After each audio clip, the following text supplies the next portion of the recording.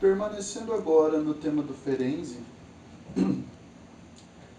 em algumas circunstâncias da história dele, ele ficou conhecido por ter cometido alguns excessos, né, na época do desenvolvimento de suas ideias, que acabou se diferenciando um pouco dos teóricos da época. Como você enxerga e interpreta esses excessos que foram cometidos por ele? Eu, eu acho que a palavra excesso ela precisa ser bem dimensionada, né? Porque talvez Por favor. porque a palavra excesso ela é interessante, né? Porque ela pode já denotar de certa forma um algo que passou de um limiar, né? Algo que, né, passou do excesso de velocidade, subiu ali dos Hum, 60, né? Então sempre quando você fala de um excesso, você coloca um limiar, um parâmetro, um paradigma no perfeito. qual você vai tomar como base aquilo que supostamente é o excesso. E eu diria que o Ferenczi ele não fez excessos. O que o Ferenczi fez, como ele mesmo propõe, é uma elasticidade, é uma Hum, flexibilidade da técnica, da teoria, né? O Ferenczi ele sempre foi uma pessoa muito curiosa e muito audaciosa, né? Inclusive, o meu encontro com o Ferenczi passa muito por aí, né? Porque eu estava buscando solucionar alguns impasses para mim na clínica do Winnicott, né? Quando o Winnicott fala do holding da interpretação, né? Que a princípio o Winnicott tem muito isso, né? Isso é próprio da lógica paradoxal dele. Ele faz o complexo extremamente simples, né? E é algo que ainda faltava alguma coisa para compreender isso no manejo. Eu encontrei isso no Ferenczi, né?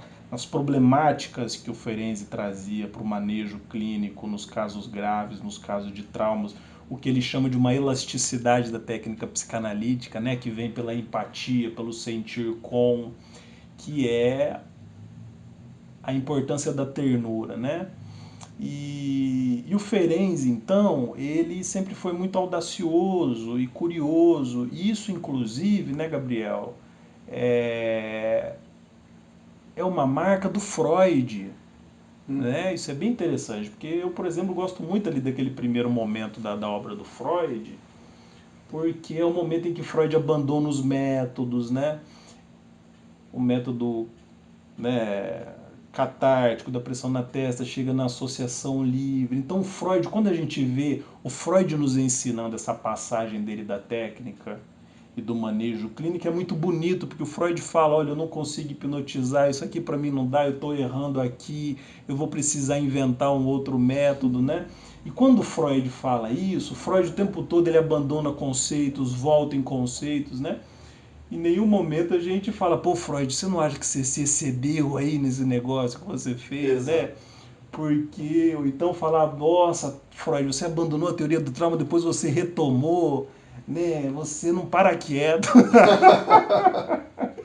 né? E aí a pergunta é essa, por que não eram feitas essas críticas ao Freud? Porque claro que era o Uhum, Freud, era o pai da entendi. psicanálise, ele tinha um lugar ali quase indiscutível, né? Eu tô brincando aqui porque Freud já morreu, né? Se ele tivesse vivo, não sei nem se eu diria para ele, né? Sim. E o Ferenczi, eu acho que o Ferenczi, ele tem essa marca do Freud, Uhum, de ser questionador, curioso, de não aceitar fácil as resistências do tratamento ou dos pacientes, né, de querer descobrir novas possibilidades para fazer o tratamento. E o Ferenczi ele tem essa marca do Freud, eu acho que nisso os dois são muito parecidos. Agora a diferença é que o Ferenczi, quando ele começa a propor novas possibilidades para a técnica, né, como ele, o Freud, plantaram a semente do que hoje é psicoterapia breve de orientação uhum, psicanalítica, né? Ou essa possibilidade de atender pacientes num período de tempo diferente, né? O Ferenczi, pelo fato de estar entre os pares, entende? Não, eu acho que ele era mais suscetível a esse tipo de julgamento. Olha, está se excedendo, não está se excedendo, né?